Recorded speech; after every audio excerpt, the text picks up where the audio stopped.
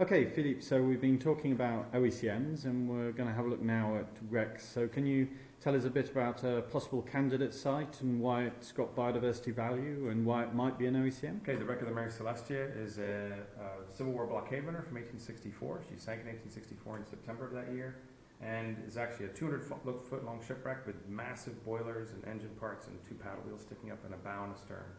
Stern completely under the sand. The wreck is now completely dominated by the corals that have grown over it, so in some places you have a hard time even seeing the metal. And when you do a scan of it, actually the side scan sonar, you can't even distinguish it from reef. That's how grown over it is, as an example. So it's protected as a shipwreck. It's protected for its historic value, for its heritage value. It's also protected as a dive site because we've designated it as a special place for tourists to go dive. As you can see, it's only about less than 1,000 meters from shore, so it's actually very close to the South Shore. It's actually our most popular dive site. With the anniversary of the Civil War just happening, it also got featured a lot in a lot of articles and so on. So that protection is really cemented. But this is a look, don't sort of take or... Oh, absolutely. Well, so our Recs Act means you cannot touch or interfere with any shipwreck without, getting a fine of $25,000 and going to jail and so on. But this wreck is such a sort of iconic shipwreck that everybody has this huge amount of respect for it, et cetera.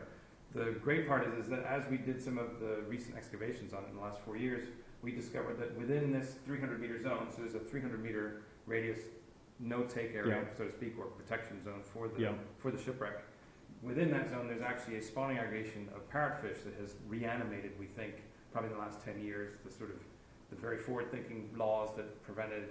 so this is a fish trap law, was it? Yeah, the fish trap law that was... 1990. Yeah, they were banned. Yeah. And one of the target species was actually stoplight parrotfish. And actually, while we were doing some of the surveys of the shipwreck, we noticed literally around this time of year, actually, a whole carpet of stoplight parrotfish just suddenly appeared. Fantastic. What's that? And there was some recognition that there was some activity there, but we didn't realize just how profound it was. I think there's 4 different species of parrotfish, all agglomerating. So the shipwreck is in the center, the parrotfish are sort of doing their spawning activity right in here. So that's brilliant, And you can show us the actual... Yeah, so you see we have a series of shipwreck protected sites around Bermuda. Some of the newer ones we don't think might not qualify as OECMs because the biodiversity isn't so huge, but actually I'll show you an image quickly of one of the scans we've done of the ship.